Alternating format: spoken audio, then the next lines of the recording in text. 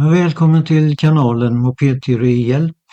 Nu ska vi kolla mitt teoriprov som gäller fordonsdelen. Trafikverkets indelning i 5 moduler. Vi kuggar igång modul fordon i denna video. Siffrorna framför modulerna motsvarar ungefär det antal frågor som är på ett teoriprov. Det är ju 65 frågor totalt som räknas.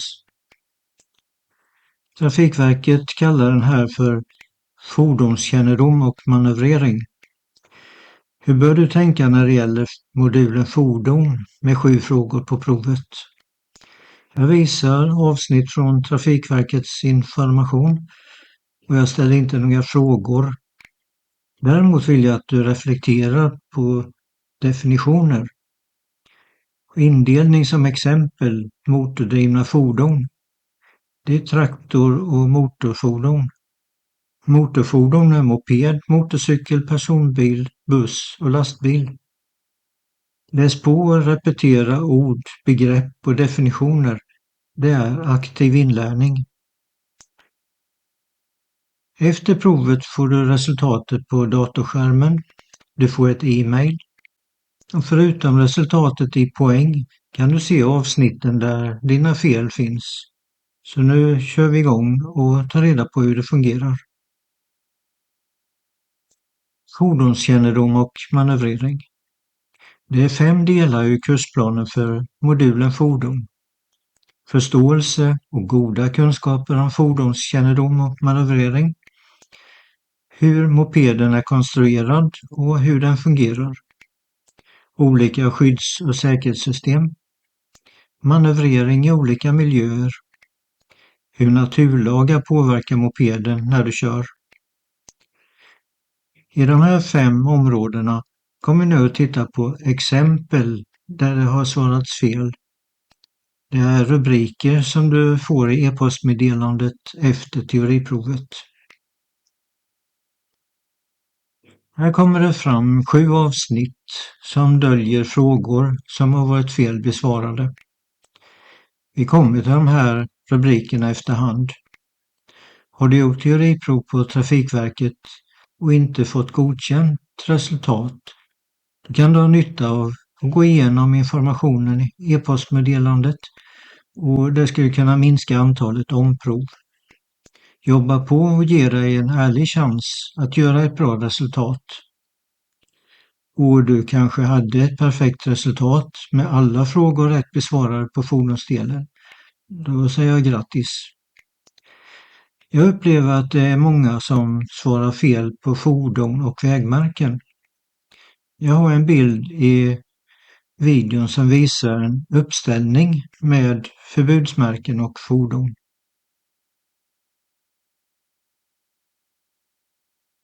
Hur mopeden är konstruerad och hur den fungerar. Mopeden är ett motorfordon med 2, 3 eller 4 hjul. Med drivsystem från motor till frikoppling och eventuellt växellåda till hjulet. Överföring till hjulet med kedja eller rem. Och rätt justerat för mindre slitage.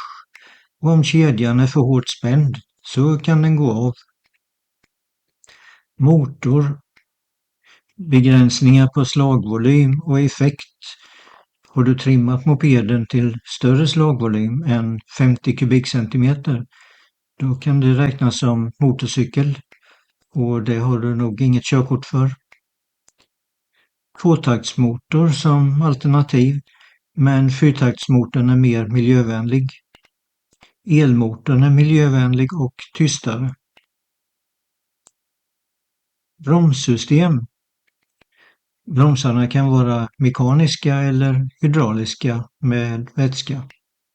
Skivbromsar eller trumbromsar. Skivbromsar är effektivare och tål högre värme. Och elektriska system, batteri, generator, tändsystem, belysning och instrumentpanel. Har du inget batteri, då får du kickstarta igång motorn. Belysning kan vara gult eller vitt framåt. På dagen får du använda varselljus istället för halvljus.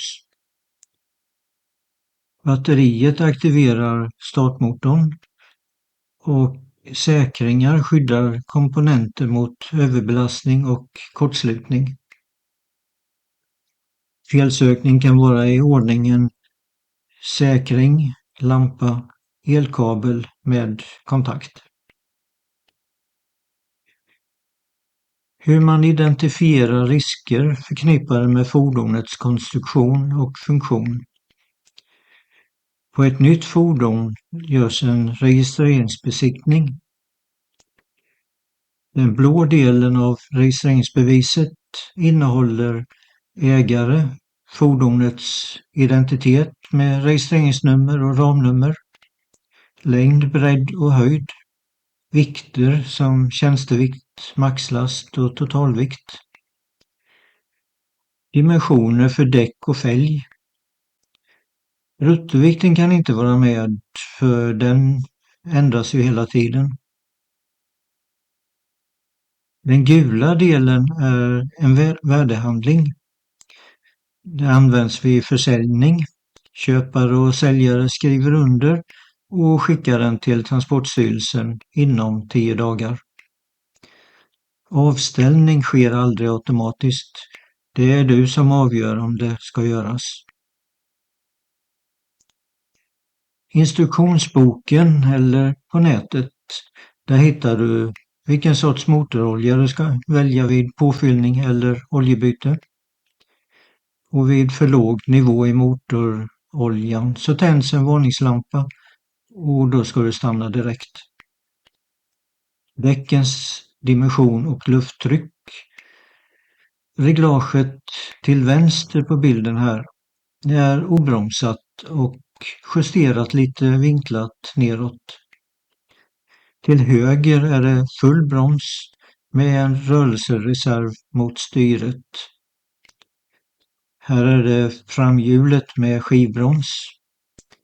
Och det kan vara oljeläckage från stötdämpare, obalans i ramen och hjulen och bromsarna ända upp i styrsystemet. Så det kan vibrera och skaka på olika sätt. Trafikförsäkring är den grundläggande obligatoriska delen. Den skyddar dig om du orsakar skador på personer, andra fordon, även andra personers egendom. Saknas trafikförsäkring, då kan man bli skyldig miljontals kronor till trafikoffer. Halvförsäkring innebär delkasko. Det tillkommer ersättning för stöld, brand med mera. Och helförsäkring, då kompletteras det med vagnskada.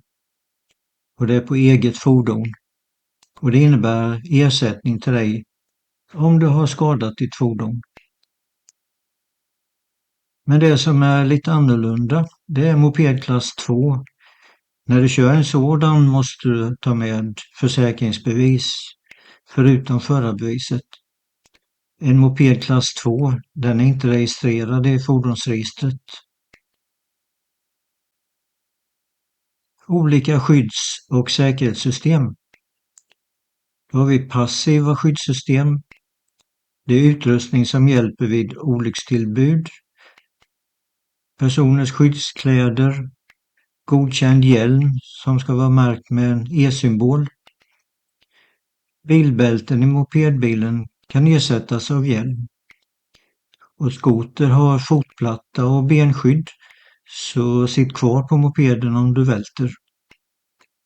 Och handtag för passageraren. Aktiva säkerhetssystem. Det är utrustning som förhindrar olyckstillbud. Belysningen ska vara tänd vid körning. LGF-skylt på långsamma fordon.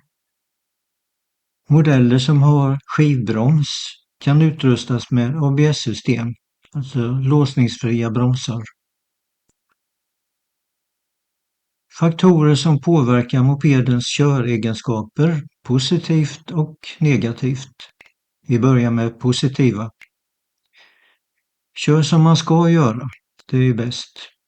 Anpassa hastighet, defensivt och mjukt körsätt, regler för tillåten bredd och utskjutande last, regelbunden service och underhåll utförd av dig själv eller verkstad. Nu tar vi det negativa. Ett offensivt och ryckigt körsätt, för hög hastighet i skarpa kurvor, last som hänger på styret, passagerare medför ökad bruttovikt, förskjuten tyngdpunkt och högre tyngdpunkt. Mopeden blir överstyrd och svänger mer än vanligt och lättare. Så det kanske är lite ovant. Hur väglaget påverkar fordonets köregenskaper. I första hand blir det halt på vägarna. Det kan ju förstöra mopedens stabilitet. Asfaltsväg, grusväg, gatstensväg och kullerstensväg och tillfälliga platser. Halka hela året, vår, sommar, höst, vinter. Det är isfläckar, vatten. På hösten är det löv och isfläckar. Och på vintern kan det vara snö som slipas till is. Löst grus på vägen kallas rullgrus. Och fuktiga gatstenar och kullerstenar, det blir hala. Våt vägbana ökar risken för halka på brunnslock och vita vägmarkeringar, så låt bli att bromsa och svänga på dem.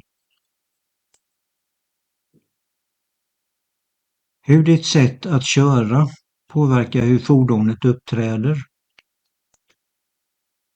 Säker manövrering och trafikförståelse.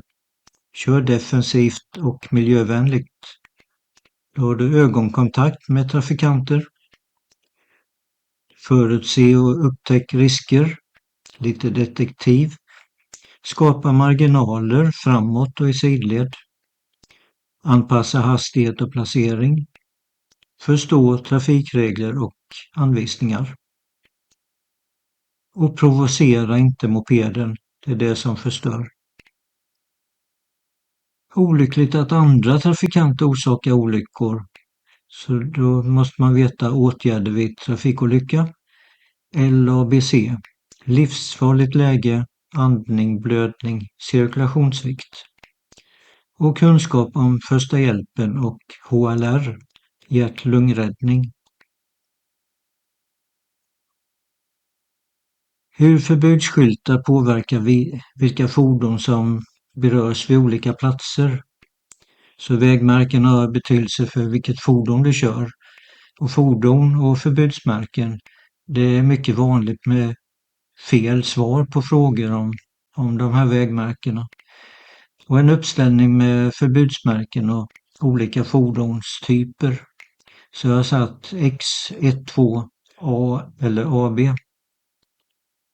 Och då kan du utgå från att cykel och moped klass 2 hör ihop.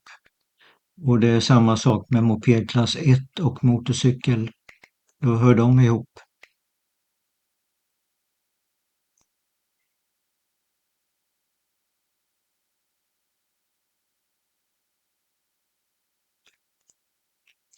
Hur naturlagar påverkar mopeden när du kör.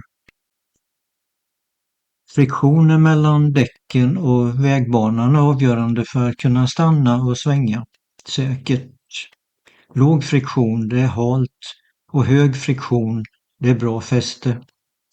Däckslitage och lufttryck, det påverkar ju också.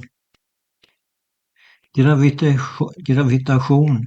När du kör i uppförsbackar så måste motorn arbeta hårdare, medan i nedförsbackar kan hastigheten öka och kräva motorbroms.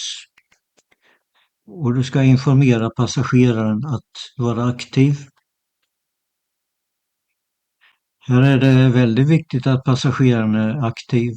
När du svänger håller däcken kvar mopeden i kurvan.